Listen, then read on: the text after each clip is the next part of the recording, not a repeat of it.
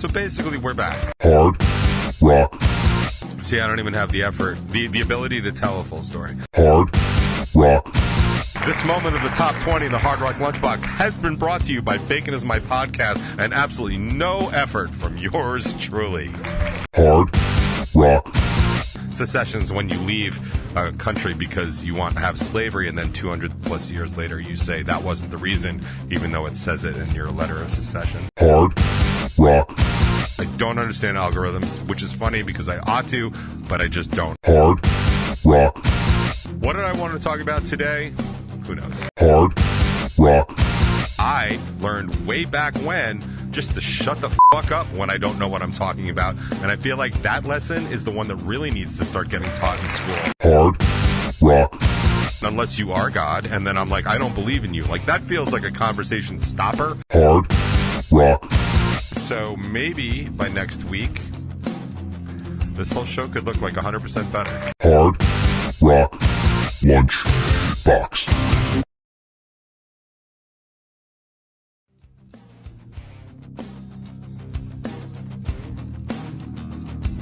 What is up, everybody? I have returned and feel like I've all forgotten how to run any of this stuff, because I almost just missed that cue because I was trying to figure out what some other noise was. So basically, we're back.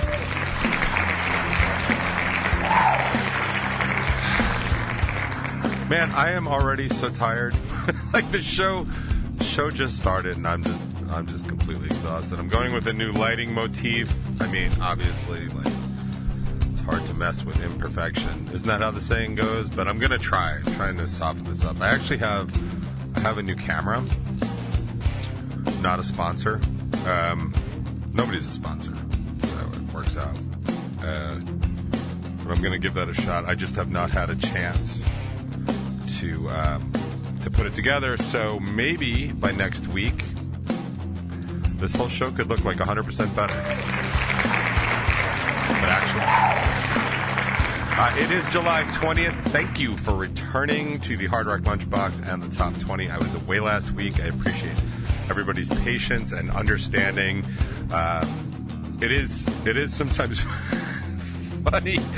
Like, I know, like, when you tell people, like, oh yeah, you know, I won't be there, or I won't be doing that thing next week. You know, a lot of times the response is like, oh man, you know, like, I don't get that. I don't get that anymore.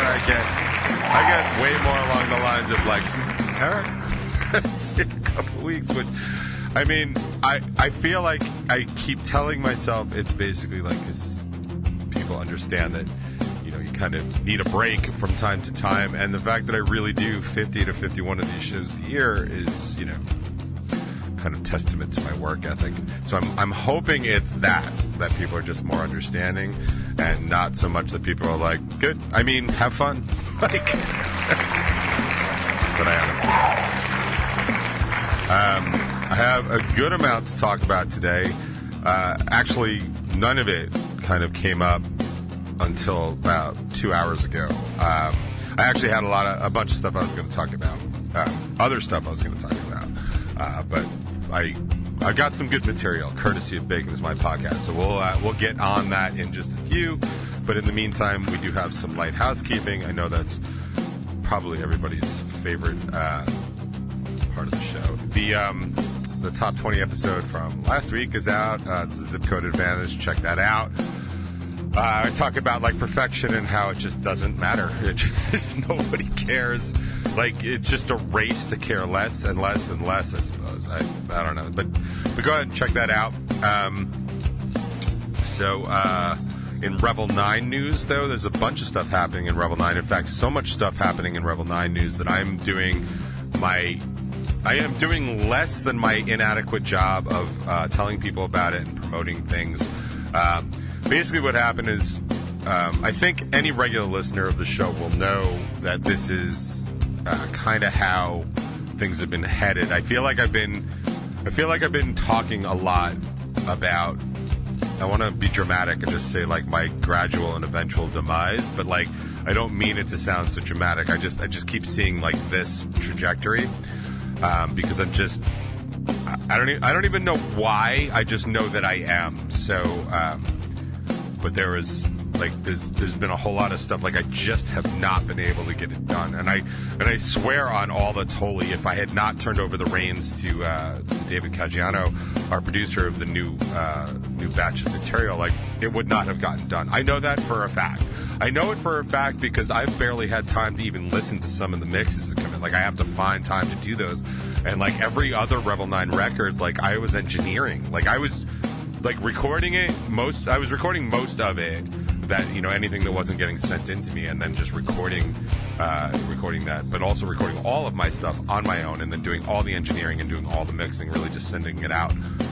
No, sorry, I was not doing the mix, sending it out to be mixed, but I was just intimately involved in the mixing process as well. So there's just no way any of that material would have been done, and I know that for a fact because I've been able to get, you know, my part's done, and it's actually worked out really well for me. But like with that extra time, I haven't even done the basics of promotion for stuff coming up. And like there was a whole, like, I really, like, we have Side Out. It's coming out on the 4th of August, the day before our big show at the Warehouse in Amityville, and that's on purpose, right? We want people to be excited. It's also on purpose, and we'll talk about this probably later on in the show, like why I do that, and why it's important for me to do that. But the whole purpose was I wanted to create a video for Side Out. I had a whole idea of what I wanted to do. I was waiting for the band to come up with some ideas to see if they were like kind of better. And it was funny enough because Tony's idea was basically half of my idea. And it was funny that it just kind of worked out that way. And I thought that was like, man, we're in sync here. And that's definitely something we should capitalize on it. But that's about as far as it goes because it takes a lot to do that. Like, and it may not sound like it takes a lot, but at the very least it takes an email to get it started, you know, and that's, I know it's not just a time thing for me. Like, I'm actually having some, they're kind of depressive characteristics, but I don't want people to confuse that characteristic with being sad. Those are completely other things. It's just a demotivational thing. Like, it's a kind of like a low functioning energy, right? Like, just enough to kind of get up and do stuff. It pretty much takes everything out of me. So that's kind of what that is. So I just haven't gotten a lot done. So once we've reached the point where I realized we weren't going to do a video for Side Out, jumping ahead. Sorry. See, I don't even have the effort, the ability to tell a full story. So the whole plan was I was holding on to these videos that we had. It took forever to get the lyric videos for Blue and for Easy. It took absolutely forever. It was, you know, still during COVID, and the company I was working with, like, had all this stuff, and the person that had done Keep You Near had left that company, which sucked because she is who I wanted to do it, but it worked out. We got him back, but we got him back like way late, where it wasn't even worth promoting the record anymore. It was already like 2 years old, so it seems silly. Which in hindsight, now that it's like 3 years old, seems even sillier. But the plan was to hold on to all these videos. Blue, the lyric video for Blue, lyric video for Easy, the actual honest-to-God live-action video for Dirty Deeds Done Dirt Cheap, and then release those in successions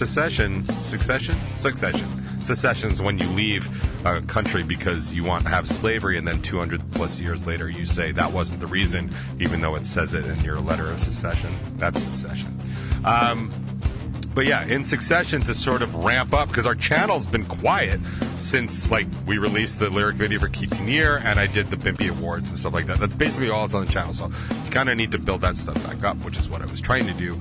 And then once, so I was going to release them like that, and then once we realized there wasn't going to be a video for Side Out, it's like, all right, well, I guess I should kind of clean house and get all this stuff out, which is why, if you've been paying any attention at all to the Revel 9 page, which I don't blame you if you haven't. I'm doing a horrendous job promoting it. My band isn't doing much better, so why would you even know? But we released the lyric video for Blue, which has a funny story involving Noodle that I'm sure has not resolved yet. So if I forget to tell you about that during the top 20 or during the show, please speak up in the chat and let me know, because it's a very funny video. And it's a very funny Noodle-specific story, and I guarantee you this is going to have a consequence down the road. So if you want to get in on it now is a good time to do that. We released the lyric video for Blue. That's out, and with almost no promotion, we've already gotten like several hundred views on it. So thank you very much for that. We released the following week the video for Easy, which has a lot less views, but it's still close to about 100 I really don't understand how that works. I don't understand algorithms, which is funny because I ought to, but I just don't. I think my brain just doesn't work so well on social media and those kind of platforms. I just don't understand how it works. Lack of experience is completely on me. It's fine. I feel like I'm going to throw in the towel on that particular ring. So we released those to kind of drum up some excitement because I think on Tuesday we're going to be releasing the Dirty Deeds Done Dirt Cheap video, although I planned it to release on a day when we would be at the studio to kind of comment live, but I don't know that Noodle's going to be there, so I may have to move it, but I don't even know where I would move it to. I don't feel like it's a good idea to move it to the following week because honestly we need to rehearse for this show because the band is not in tip-top shape at all. Like, the last rehearsal I was at, like, I took a week off, and that was fine. Like, I knew that. I was under the impression, foolishly so, that my band was going to rehearse in my absence because we have a show coming up, and we have new stuff that we're going to put out. But stupid me, my band decided to do something completely else. I still don't even know what they did. Noodle and Kaz were telling me they were recording. They weren't recording Revel 9 stuff, so I have absolutely no idea what they were doing. So they didn't feel like it was anything worth mentioning to me at all, but it definitely did show in last Tuesday's rehearsal just how great my band isn't these days. So we're going to have to rehearse, so I don't know that I can push that forward. So my point is that it might come out next Tuesday. That is the set date of the premiere. I think it's the 25th of July. So that should be that. I also tried to get a lyric video done for Side Out. I just don't think I can get it done in time considering I haven't even started the process. So that might come out a little bit after Side Out, a little bit after the show, just to, I don't know, complete the thing. But this is literally how bad things are going here in the Revel 9 promotional department. Like, I would hire somebody to do this stuff.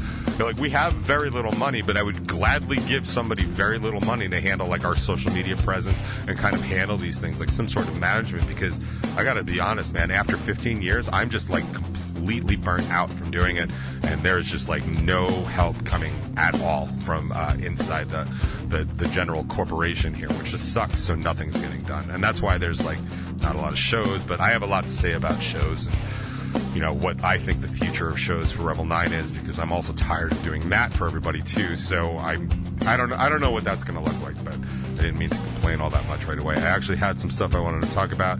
Oh, also, I'm doing an interview later today with Jackie Raven. She's a DJ on New Regal Radio, and I don't know when that show's going to air, but she's great, and she's a huge Revel 9 fan and a huge Revel 9 champion, so it's one of the very few interviews that I agreed to do, so I'll be recording that later. I don't know when it's going to air, but I will let you know, and I assume we'll talk about all things about the new release, so if you're interested at all in anything about Side Out, that would be a good one to watch, but like I said, I'll let you know when that's coming up. So, what did I want to talk about today? Who knows? No. I actually had several stuff. Oh, yeah, and don't forget, we'll be at the warehouse on August 5th. That's super important. If I haven't mentioned, the lineup is done. It's Dino Skate Park, Pathmaker, Something Heavy, us, and Craving Strange. We're going to have Craving Strange close this one. Jimmy asked. I thought it would be a good idea, and I agreed with him, so we're going to have him close that one. But yeah, it's not like a headlining situation, despite what you see in the flyers. It's still my show. So it is what it is, right? But here's what I wanted to talk about. So on Bacon Is My Podcast, as much as I like the interviews that they do with, like, bands and stuff, it's less interesting to me because unless it's a band I'm interested in, which totally makes sense. But I really do like that they've added in the discussions and drinks because Jimmy and Mike are two of my best friends, so it's nice to sort of feel like I'm still part of that. And that's not a diss at them. I do not have the resources currently to hang out at all the level that I want, like, or even minimally. Like, I was even just talking to Annie from Jack Knife Stiletto about, like, trying to grab coffee, and I literally cannot over the next 2 weeks because every minute of my day is basically just taken up, especially now that I've got so much medical stuff to do. It's just like every day. Like, I can't even find times to actually do work that I'm being hired to do, let alone, you know, just skip out for an hour. Like, it's really, really messed up. Like, I actually got out to Beery's last night to see the Muckrakers and Terrigenous show. Like, seriously, by just a twist of scheduling fate, I was able to do it. And the show ran late, which completely messed me up, which sucked, which is its own problem, and I ought to know better, and it's fine. I worked it out. But, like, it is just so hard, but, like, it's very difficult to go meet people for coffee at, like, 10:30. I mean, normal people, but anyway. My point is, I like discussions and drinks. I always have. And this one was really good, and I think it was a really good topic, an episode, idea to run with. It was basically like, how do you be friends with people that are completely polar opposite to you, kind of politically, with religion and ideas and stuff like that. It's something that literally everybody is dealing with these days, unless you're just one of those people that have completely shut people out of your life because of their different beliefs than yours. And it was good because they had Mike Early on, who's a dear old friend of Jimmy's, to the point where I know him, and him and I will discuss stuff, and him and I are absolute opposites on most things, even though, and this is the part that bothers me the most about people like Mike, is I feel like we're really close in ideology, but we really get lost in what are actual facts. And then Mike tends to really double down on stuff. And then we'll say stuff like, dude, I respect your opinion, but I'm never going to, you're never going to convince me of anything. Like, and that's its own thing, right? Like, that argument, like, you're never going to convince me, or I'm never going to be convinced. Like, I feel like sometimes when I talk, I annoy people so much that it doesn't really matter what I say. Like, I could say water is wet and the sky is blue and grass is green, and they'll be like, just because you're saying it, I'm going to say no. And if you don't think that's true, like, God bless you, that's fine. I don't know why I brought God into this, but maybe he was here. Maybe she was here. Who knows? Maybe they were here. They were here. There we go. That's probably more appropriate. But, like, I definitely have that experience. Like, just because I'm saying something, especially politically, but just because I'm saying something and people be like, that's wrong because I don't like you and I don't agree with anything that you say. Like, listen, dude, you can do whatever it is that you want in your life, but to tell me that I'm wrong about stuff just because I'm saying it is so super foolish, and I'm not blowing smoke up my own ass, but 99 times out of 100, I'm going to be the smarter one in a conversation if I bother to open my mouth about it, because I learned way back when just to shut the fuck up when I don't know what I'm talking about, and I feel like that lesson is the one that really needs to start getting taught in school, not all these other things. But anyway, so I like Mike. I like what he says. I only really ever challenge him when he posts something that I consider to be factually inaccurate, and I can prove it. Like, it's not like I have a difference of opinion. Like, differences of opinion are fine. And, like, I've said forever, like, having a difference in ideology, fine. It's like having a difference in religious beliefs. You know what I mean? Like, if you believe in God, if you don't believe in God, like, we can still be friends, right? Like, I mean, unless you are God, and then I'm like, I don't believe in you. Like, that feels like a conversation stopper. Like, we've all heard of conversation starters, but, hey, man, you don't exist feels like the end of a conversation. But that could just be me. Just what I'm saying. So I actually made some notes. And I messaged Jimmy earlier. I told him I was making notes, which was going to make my job a lot easier, because I was basically watching his show so I could talk about his show so I didn't have to do anything for my show. And honestly, isn't that just a little bit genius? This moment of the top 20 in the Hard Rock Lunchbox has been brought to you by Bacon Is My Podcast, and absolutely no effort from yours truly. If that doesn't make the bumpers this week, I don't know what's gonna. So a couple things I wrote down, and I encourage you to not hit your microphone. It's very unprofessional. I encourage you to go over to strangerhoodtv.com. It'll bring you right over to the YouTube channel. The latest video up should be Discussions and Drinks, because I did not post a top 20 because there was no top 20 last week, although I could have been a huge dick and posted a top 20 video that was just like a blank screen, like the whole intro, right? And then like, thanks everybody. Like, and the day's not over. I may still post that, but probably not. If I don't have time for Coffee with Annie, I don't have time for funny hilarious top 20 videos. Coffee with Annie is definitely way more fun than top 20 videos, even the best kind. But anyway, so I wrote down a couple of points. First of all, I actually put this in the I started commenting more, and I was like, I'm just going to save that shit for my show. So my very first comment that I actually put on the YouTube page, if you go look at the video, you'll see my comment, because Mike refers to Indiana as being north of here, which Indiana is not north of here, like in any way, shape, or form. I mean, like it's that. It's I mean, I guess extreme northern Indiana could be like north of like the most south Long Island. I mean, like, but I thought it was funny. And it wasn't even funny that he said it, really. It was funny the way Mike and Jim react, because Jim's from Indiana. So Mike says, like, hey, man, from whatever, north here. And Mike and Jim are both like, what? Which is exactly what I love about the show. Like, I love that part. Like, I mean, yeah, you get to see that kind of stuff in the interviews too, but Discussions and Drinks is, for me, it's just I'm going, mwah, of the pimp world. Like, so I love that.